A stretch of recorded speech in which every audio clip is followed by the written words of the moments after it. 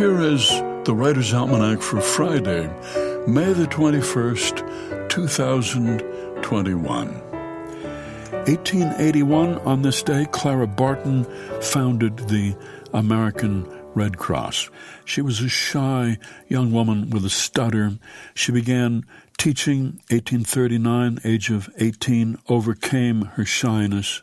And early on, Clara Barton said, "I may sometimes be willing to teach for nothing, but if paid at all, I shall never do a man's work for less than a man's pay."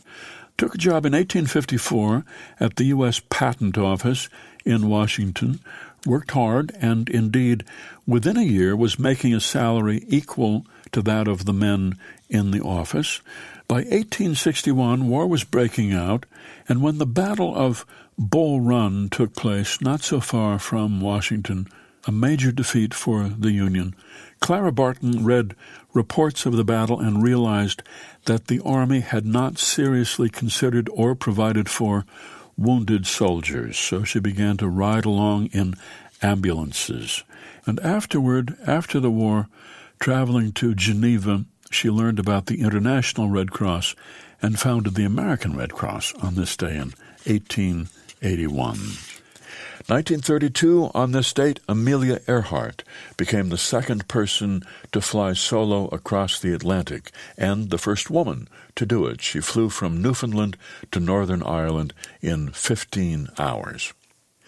It's the birthday of Thomas Waller, Fats Waller, born New York City, 1904. The son of a minister, played the organ, sang in the choir of the Abyssinian Baptist Church in Harlem, and went on to write many, many songs, including Ain't Misbehavin' and the score for the musical Hot Chocolates in 1929.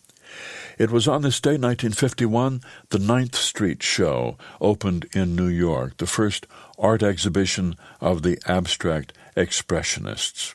Franz Klein was in it. Jackson Pollock was in it. William de Kooning.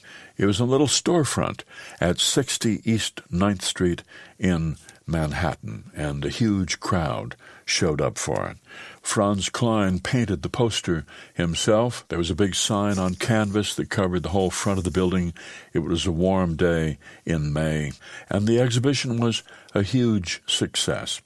The New York abstract expressionists, often referred to as the New York School, and a school that includes some poets such as John Ashbery, who once said he'd been influenced by the modern art that he'd looked at, the abstract expressionist idea that the work is a sort of record of its own coming into existence. He said, "When I was fresh out of college, abstract expressionism was the most exciting thing in the arts. Poetry seemed quite conventional in comparison. I guess it still is. One can accept a Picasso woman with two noses, but an equivalent attempt in poetry baffles the audience."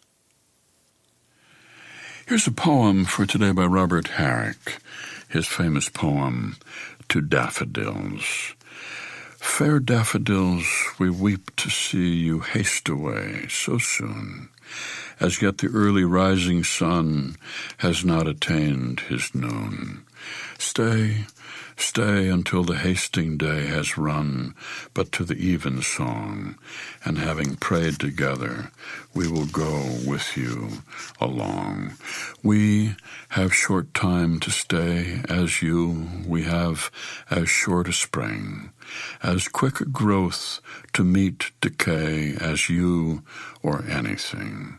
We die as your hours do, and dry away like to the summer's rain, or as the pearls of morning's dew, ne'er to be found again. To Daffodils by Robert Herrick. That's the Writer's Almanac for Friday, May the 21st. Be well, do good work, and keep in touch.